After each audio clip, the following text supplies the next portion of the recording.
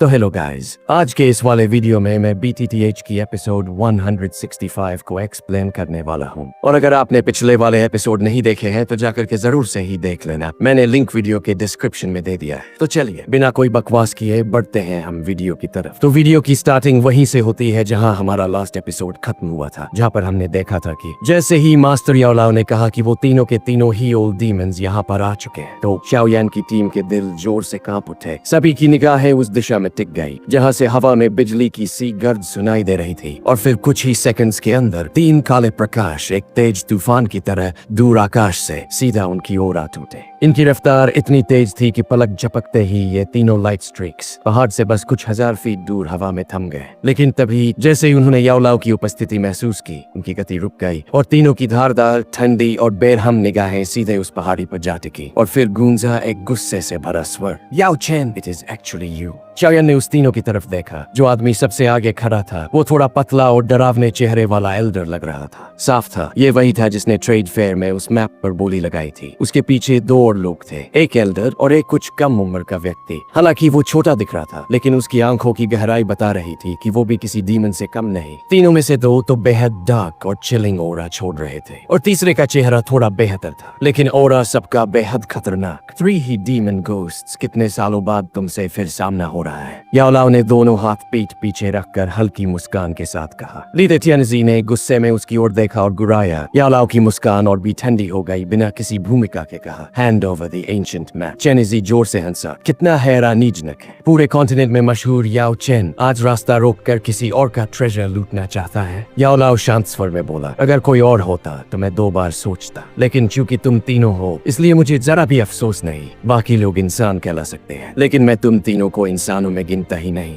Daisy ने ठंडे स्वर में कहा, याओ चेन, ये मत सोच कि बैनशेंग बनकर हमें डरा सकता है। पहले भी हमने तुझे बुरी तरह घायल किया था, आज भी वही कर सकते हैं। याओलाओ हंसा, तो क्यों ना आज ही पुरानी दुश्मनी निपटा ली जाए। अगले ही पल याओलाओ ने जोर से जमीन पर पैर पटका और भूत की तरह उन तीनों के सामने आ खड़ा हुआ। एक पल में ही मॉन्स्टरस दोची उसकी बॉडी से फूटा, आसमान अंधेरा पड़ गया, हवाएं दहाड़ने लगी और पूरा माहौल थर्रा उठा। टियानजी और उसके भाइयों के चेहरे बदल गए, क्योंकि बैनशेंग की एनर्जी का लेवल उनकी कल्पना से परे था। याओलाओ ने वक्त बर्बाद नहीं किया। अचानक आसमान से डार्क क्लाउड्स नीचे उतरे और उनमें से 10,000 फीट लंबा फायर हैंड बन गया, और वो फ्लेम हैंड सीधा हिजी ट्रियो की तरफ फेंका गया। Attack together. तीनों ने एक साथ गरजते हुए अपनी पूरी डोची पावर को समेटा और फिर फ्लेम हैंड से टकरा गए, 3000 फीट लंबे लाइट पिलर्स बनाकर। टक्कर इतनी जबरदस्त थी कि एनर्जी रिपल चारों तरफ फैल गई, सारे पहाड़ हिल उठे, कई जगह से चट्टानें फट पड़ी। टियानजी के पैर लड़खड़ा गए, 2 कदम पीछे हटे और उसके मुंह से एक दबा हुआ दर्द भरा स्वर निकला, the strength of this old fellow is so terrifying. तीनों मिलकर भी याओलाओ पर हावी नहीं हो पाए। उनके चेहरों पर शक और डर झलकने लगा। फिर उनकी नजरें मुड़ गई शाओयान की टीम की तरफ। टियानजी ने चीख कर कहा, थर्ड ब्रदर, उन तीनों को पकड़ लो, लेकिन ध्यान रहे उन्हें मारना नहीं, जिंदा चाहिए। अब प्लान साफ था। याओलाओ से डटकर लड़ना मुश्किल था, इसलिए बेहतर था कि शाओयान की टीम को बंधक बना लिया जाए। रेनेजी के होंठों पर एक इविल स्माइल तैर गई। वो हवा में चलकर सीधा शाओयान की टीम की तरफ बढ़ गया। याओलाओ फौरन उसे रोकना चाहता था, लेकिन उसी वक्त टियानजी और डीहेजी ने चारों ओर से हमला बोल दिया। You are seeking death. Yaolao की आंखें बर्फ जैसी ठंडी हो गई। अब रेनेजी सीधा शाओयान की टीम के सामने पहुंच चुका था। उसकी नजरें सीधी काइलिन और लिटिल फेरी डॉक्टर की सुंदर आकृतियों पर जा रुकी। उसकी आंखों में एक अश्लील ललक भर गई थी। ये तो जैकपॉट लग रहा है, ऐसी 2 नायाब हुस्न की रानियां। काइलिन और लिटिल फेरी डॉक्टर के चेहरे बर्फ जैसे ठंडे हो गए। दोची उनके हाथों में तेजी से इकट्ठा होने लगी। रेनेजी हंसता है और गरजते हुए शाओयान की ओर पंच फेंकता है, लेकिन शाओयान एकदम स्थिर चेहरा लिए जमीन पर पैर मारता है। अगले ही पल पहाड़ फटता है और लावा का एक विशाल खंभा उठता है, सीधा रेनेजी के अटैक को रोक देता है। शाओयान की निगाहें एक बार याओलाओ की बैटल की ओर जाती है। अब याओलाओ पूरी तरह से हावी हो चुका है। शाओयान गहरी सांस लेता है और फिर दोनों हाथों से कॉम्प्लिकेटेड हैंड सील्स बनाता है। उसके माथे पर क्लैन टैटू उभर आता है और उसकी ऑरा एकदम बदल जाती है, पीक 8 स्टार डोजून से सीधा 3 चेंज पीक डोजून तक। रेनेजी के चेहरे पर हल्का आश्चर्य उभरता है। तुम्हारे पास कुछ स्किल्स तो हैं, लेकिन मैं तुझे मारकर इन दोनों ब्यूटीज को अपना बना लूंगा। काइलिन का चेहरा अब पूरी तरह सख्त हो चुका था। अचानक उसकी बॉडी हवा में छलांग मारती है और डार्क क्लाउड्स के बीच वो बदल जाती है एक 10,000 foot long 7 coloured heaven swallowing python में। उसका विशालकाय शरीर डार्क क्लाउड्स के अंदर जैसे कोई एंशिएंट ड्रैगन। रेनहेजी हंसते हुए चिल्लाता है, oh 7 coloured heaven swallowing python, delicious.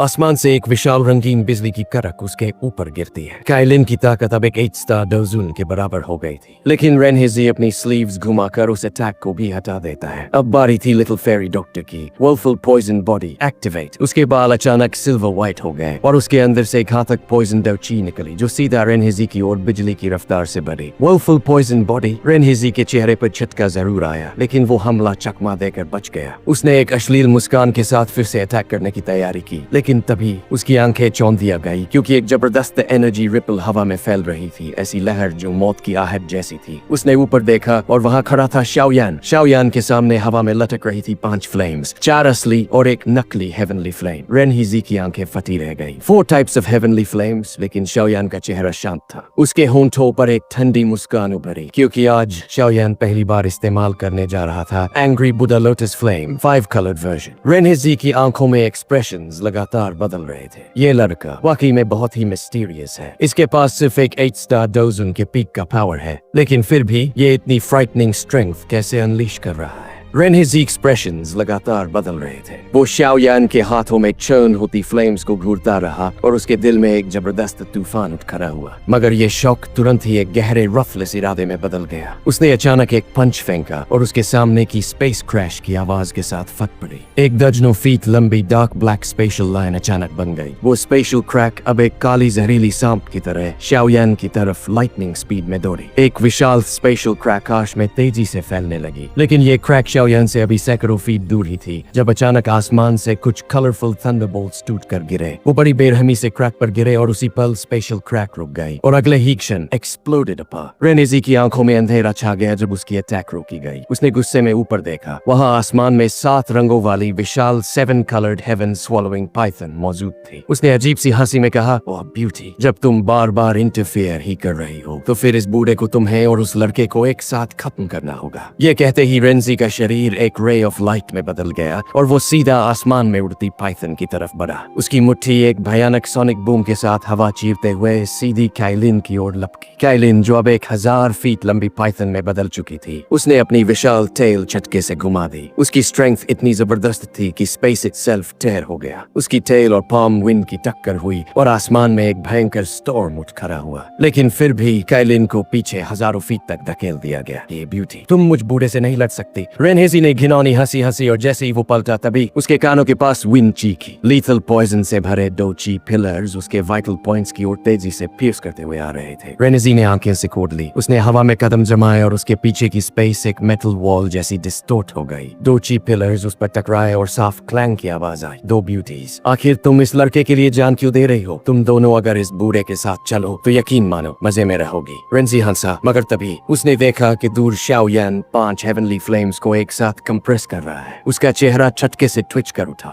ये पागल हो गया है। ये सच में हेवनली फ्लेम्स को मर्ज कर रहा है। रेनहेजी की आंखें झपक गई। उसे नहीं पता था कि शाओयान ऐसा खतरनाक कदम क्यों उठा रहा है, लेकिन उसके इंस्टिंक्ट्स ने चीख कर कहा, अगर इसे रोका नहीं गया तो मौत तय है। वो तुरंत पीछे पलटा। काइलिन और लिटिल फेरी डॉक्टर को इग्नोर करते हुए वो सीधा शाओयान की तरफ लाइटनिंग स्पीड से दौड़ा। शाओयान सावधान, लिटिल फेरी डॉक्टर ने चीख कर चेतावनी दी और खुद भी उसके पीछे हो ली। शाओयान ने जैसे ही उस खतरनाक रशिंग विंड की साउंड को महसूस किया, उसने सिर उठाया। रेनहेजी की अंधेरी आंखें उसके सामने थी, मगर तभी ग्रीन रेड बोन विंग्स शाओयान की पीठ से फैली और उसके पैरों के नीचे सिल्वर ग्लो चमका और वो एकदम से 1000 फीट दूर जाकर प्रकट हुआ। रेनहेजी दंग रह गया। ये क्या स्पीड थी! मगर जैसे ही वो शाओयान के पीछे भागने वाला था, 2 बेहद फेरोशियस अटैक्स ने उसे पीछे से घेर लिया। काइलिन और लिटिल फेरी डॉक्टर ने जॉइंट हमला कर दिया था। अब रेनहेजी को उन्हें फेस करना पड़ा। उसकी बॉडी से 2 ची फूटा और वो दोनों की अटैक से भिड़ गया। आसमान में थंडर लाइक एक्सप्लोजन्स गूंजने लगे। ताकत की लहरें हर दिशा में फैलने लगी। स्पेस तक डिस्टोर्ट होने लगा। काइलिन और लिटिल फेरी डॉक्टर ने कराहते हुए दर्द सहा। उनके बॉडीज पीछे धकेल दिए गए। रेनहेजी और उनके बीच स्ट्रेंथ का फर्क बहुत ज्यादा था, मगर फिर भी दोनों ने हार नहीं मानी। जैसे ही उनकी बॉडी स्टेबलाइज हुई, वो लाइटनिंग की तरह फिर से रेनहेजी पर टूट पड़ी। पॉइजन डोची और थंडरस स्ट्राइक्स ने रेनहेजी को पूरी तरह चाओस में डाल दिया। इधर दूसरी ओर टियानहेजी और डीहेजी याओलाओ से जूझ रहे थे और दोनों की हालत अब कमजोर पड़ने लगी थी। अगर उनका कोऑर्डिनेशन इतना अच्छा न होता तो वो अब तक हार चुके होते। थर्ड ब्रदर, तुम क्या कर रहे हो? अब भी इन औरतों से दया दिखा रहे हो? मरना है क्या? चैनजी और डीहजी ने फिर से पीछे हटते हुए चिल्लाया और जैसे ही उनकी चीख गूंजी, आसमान से 1000 फीट लंबी फ्लेम फिस्ट गिरी और उन्हें सीधा कुचल दिया। डोची प्रोटेक्शन के बावजूद वो दोनों खून थूकते हुए पीछे उड़े। रेनहिजी का चेहरा सूख गया। बिग ब्रदर की टीम अब ज्यादा देर सरवाइव नहीं कर सकती। अगर मैं उस लड़के को नहीं पकड़ सकता तो कम से कम एक ब्यूटी को हॉस्टेज बनाऊं। ये सोचते हुए उसने शाओयान को छोड़ दिया और उसकी हथेली एक विशाल कलरफुल थंडरबोल्ट को चूर करती हुई लिटिल फेरी डॉक्टर की तरफ बढ़ी। एक ही पल में उसके चारों ओर की स्पेस जैम हो गई। लिटिल फेरी डॉक्टर का चेहरा बदल गया। उसने डोची फोड़ा, स्पेस को तोड़ने की कोशिश की, मगर वो ब्रेक थ्रू नहीं कर पाई। रेनेजी की फिगर उसके सामने प्रकट हुई और उसकी आंखों में एक गंदी सी हंसी तैर गई। ब्यूटी, इस बार तो मैं तुम्हें अपने साथ ही ले जाऊंगा। काइलिन का दिल डूब गया। उसने आकाश से थंडरबोल्ट अटैक्स गिराए, मगर रेनेजी ने एक हाथ से स्पेस डिस्टोर्ट करके सब नष्ट कर दिए। ब्यूटी, अब तुम मेरी हो। रेनेजी ने अपनी हथेली बढ़ाई ही थी कि तभी, इतनी जल्दी खुश मत हो। एक ठंडी हंसी उसके पीछे गूंजी। उसने फौरन पलट कर देखा और उसकी आंखें सिकुड़ गई। एक basin sized exquisite 5 coloured fire lotus हवा में कांप रही थी। उसमें से एनाहिलेशन ओरा निकल रही थी। रेनेजी के हाथ पांव ठंडे पड़ गए। थिक अर्थ बेल। उसने हाथों की सील्स बदली और डोची से एक विशाल बेल बनाया और उसी के भीतर छुप गया। उसी समय आकाश से एक विशाल स्नेक टेल आई और उसने लिटिल फेरी डॉक्टर को लपेट कर खींच लिया। अगर ब्यूटी चाहिए तो नर्क में जाकर ढूंढ। शाओयान की कोल्ड आईज उस बेल को घूर रही थी। उसके चेहरे पर एक कोल्ड स्मर्क था। उसकी बर्न विंग्स फड़फड़ाई और वो पीछे हट गया। उसके हाथों ने आखिरी सील बदली और बस एक शब्द निकला, एक्सप्लोड। पूरा इलाका कांप गया। 10,000 फीट के रेडियस में मौजूद सभी पहाड़ डस्ट में बदल गए। पूरा माउंटेन रेंज रेगिस्तान बन गया। ये तो 4 और आधा कलर्ड एंग्री बुदा लोटस फ्लेम था। रेनहिजी तो दूर की बात है। तियानहिजी जैसा एक्सपर्ट भी अगर इसके बीच में होता तो पल भर में राख बन जाता। दूर गगन में हेवन स्वॉलोइंग पाइथन ने अपनी विशाल देह को झटका और वो तेजी से बदलकर एक एन्चेंटिंग रूप में आ गई। उसने अपने आस्तीन को घुमाया और एक तीव्र हवा चल पड़ी जिसने पूरे आसमान में फैली धूल और रेत को शांत कर दिया। जैसे ही रेत नीचे गिरी, काइलिन और लिटिल फेरी डॉक्टर की नजरों के सामने एक काला वस्त्र पहने दुबली काया वाला व्यक्ति उभरा। दोनों ने ही राहत की सांस ली। शाओयान सही सलामत था। शाओयान ने अपने माथे से ठंडा पसीना पूंछा। यह पहली बार था जब उसने 5 प्रकार की हेवनली फ्लेम से एंग्री बुदा लोटस फ्लेम को पूर्ण रूप से अनलीश किया था। इसकी शक्ति उसकी कल्पना से कहीं अधिक थी, लेकिन इसकी थकावट वो भी उतनी ही भयानक थी और शरीर पूरी तरह से खाली लग रहा है। शाओयान ने एक लंबी सांस छोड़ी। उसकी नजर उस जगह पर गई जहाँ थोड़ी देर पहले रेनहिजी खड़ा था। अब वहाँ कुछ भी नहीं था। न कोई शरीर, न कोई अस्तित्व। रेनहिजी की आभा तक लुप्त हो चुकी थी। एक ही वार में एक पीक 6 चेंज डोजून को मिटा देना, यही था हेवनली फ्लेम्स के संयोजन की ताकत। अगर शाओयान सच में 5 हेवनली फ्लेम्स को एक साथ मिला पाए तो शायद एक सच्चा बेन शेंग भी एक झटके में राख बन सकता था। काइलिन और लिटिल फेरी डॉक्टर जल्दी से शाओयान के पास पहुंची। तुम ठीक हो? शाओयान ने एक मेडिसिनल पिल निकाली और मुंह में डालते हुए कहा, मैं ठीक हूँ। वही दूसरी ओर याओलाओ के ओपोनेंट्स ने भी इस विस्फोट की ताकत को महसूस किया। यह ताकत इतनी विनाशकारी थी कि याओलाओ की रूह तक कांप गई थी। फ्लेम मंत्रा और वो स्पिरिचुअल स्ट्रेंथ सिर्फ शाओयान ही कर सकता है। ये सब तियानहिजी और डीहिजी दोनों भाई इस तबाही को देखकर स्तब्ध रह गए। हमारा तीसरा भाई कहाँ गया? पर चारों ओर तलाश करने पर उन्हें उसका कोई नामो निशान नहीं मिला। शायद वो पूरी तरह से मिटा दिया गया है। डीजी के मुंह से अविश्वास भरे शब्द निकले, लेट्स क्विकली लीव। अगर उस लड़के ने एक और लोटस फ्लेम फेंक दिया तो हम में से कोई नहीं बचेगा। पर तभी क्या तुम सच में जा पाओगे? आसमान में एक वृद्ध सी हंसी गूंजी। याओलाओ का फ्लेम हैंड लाइटनिंग की गति से बनकर उन दोनों की ओर बढ़ा।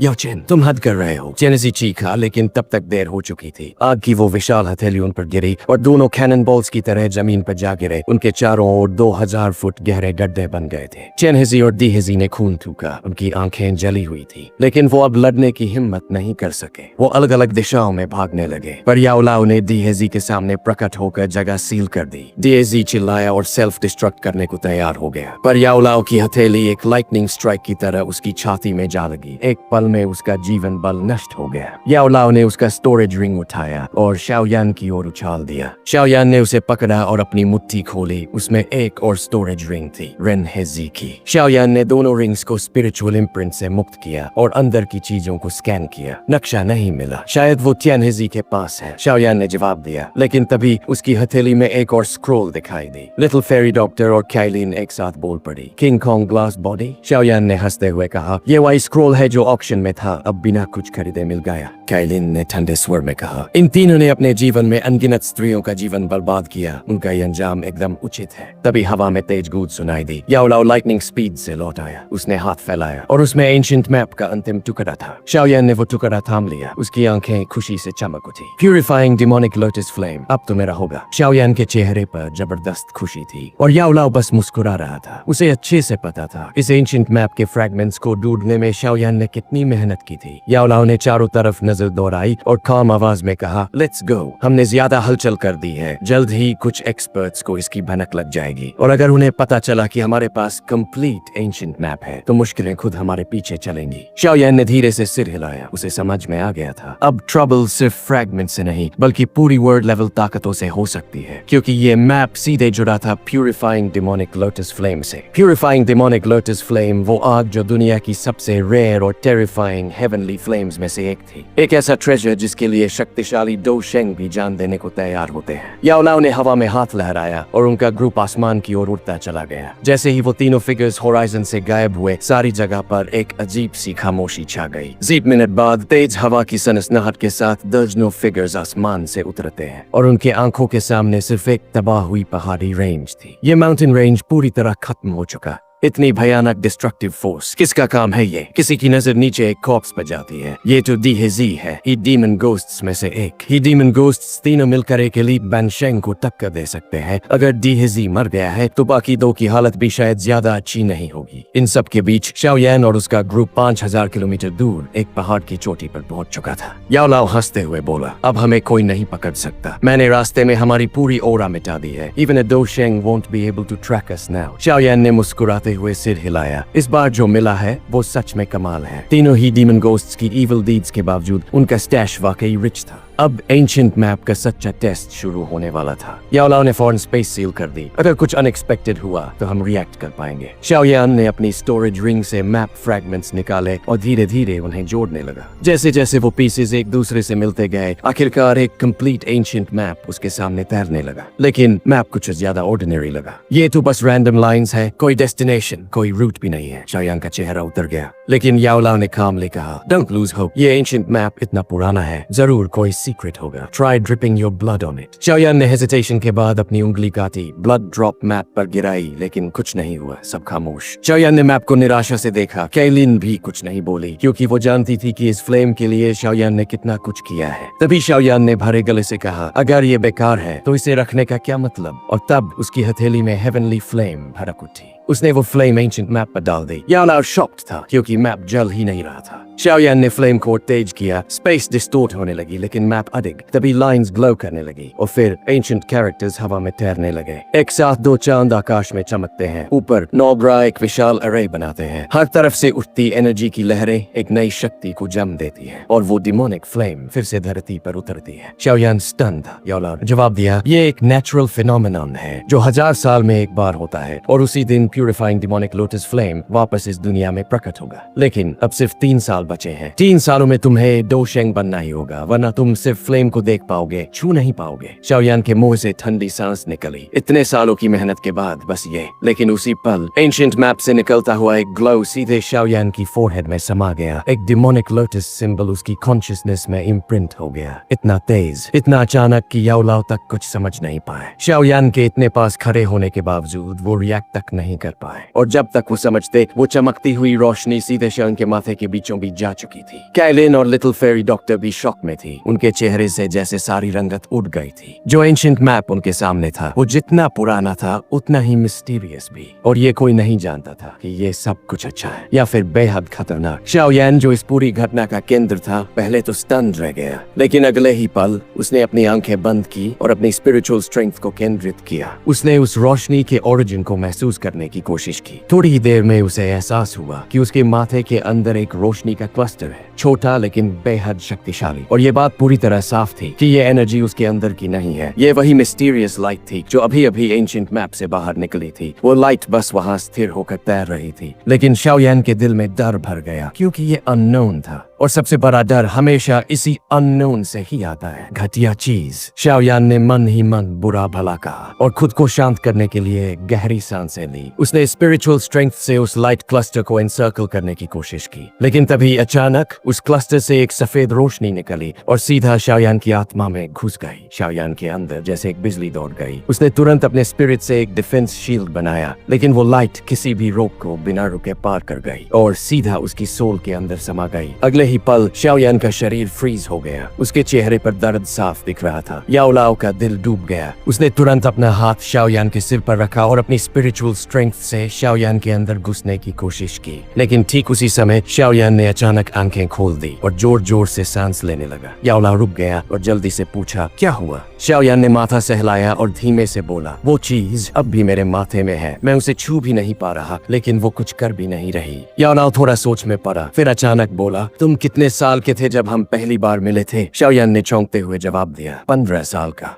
याओ लाओ ने लंबी सांस ली, फिर बोला, मैं ये पक्का करना चाहता था कि तुम्हारे शरीर में कोई एंशिएंट सोल तो नहीं घुस गया। कई बार पुराने एक्सपर्ट्स मरने के बाद भी अपनी आत्मा छोड़ जाते हैं, और अगर उनकी आत्मा ज्यादा ताकतवर हो तो वो दूसरे की सोल को खा सकते हैं और उसका शरीर ले सकते हैं। शाओयान कुछ नहीं बोला, बस हल्के से मुस्कुरा दिया। याओ लाओ ने गंभीर आवाज में पूछा, आखिर वो है क्या? शाओयान ने थोड़ा सोचा, फिर बोला, उस रोशनी से जुड़ी सिर्फ 4 शब्दों की जानकारी मुझे मिली है। याओ लाओ ने पूछा, कौन से 4 शब्द? शाओयान ने धीमे धीमे बोलना शुरू किया, प्यूरिफाइंग, डिमोनिक, लोटस, सेंट। याओ लाओ कुछ पलों तक चुप रहा, फिर पास की एक चट्टान पर बैठ गया। ऐसा लग रहा था जैसे उसे ये नाम कहीं सुना हुआ है। करीब 10 मिनट की खामोशी के बाद याओ लाओ ने सिर हिलाया और कहा, अगर मेरा अंदाजा सही है तो ये प्यूरिफाइंग डिमोनिक लोटस सेंट कोई मामूली शख्स नहीं था। ये 10,000 साल पहले का एक लेजेंडरी एक्सपर्ट था और इसी के पास था प्यूरिफाइंग डिमोनिक लोटस फ्लेम। मैंने कुछ पुरानी किताबों में इसका जिक्र पढ़ा है। कहा जाता है कि ये इंसान उस दौर का सबसे बड़ा एक्सपर्ट था जो 2D बनने के सबसे करीब पहुंचा था। शाओयान की आंखों में चमक आ गई। 2D के सबसे करीब। याओ लाओ ने सिर हिलाया, और लगता है कि एंशिएंट मैप और तुम्हारे माथे की ये लाइट उसी प्यूरिफाइंग डिमोनिक लोटस सेंट की लेगेसी है। शाओयान कुछ कंफ्यूज था, लेकिन याओ लाओ ने उसे समझाया, वो थोड़ा एक्सेंट्रिक जरूर था, लेकिन उसकी आत्मा बुरी नहीं थी, इसलिए चिंता मत करो, वो तुम्हें कोई नुकसान नहीं पहुंचाएगा। शाओयान ने लंबी सांस ली, बस उम्मीद है कि टीचर की बात सही हो। याओ लाओ ने हंसते हुए कहा, और वैसे भी शायद यही रिवॉर्ड है तुम्हारे द्वारा एंशिएंट मैप को पूरा करने का। लेकिन अगली बात में उसने साफ कर दिया, अब तुम्हें 3 साल के अंदर दो शेंग बनना होगा, वरना अगर तुमने प्यूरिफाइंग डिमोनिक लोटस फ्लेम को छूने की कोशिश की तो तुम सीधे फायर स्लेव बन जाओगे। शाओयान ने चुपचाप सिर झुका लिया।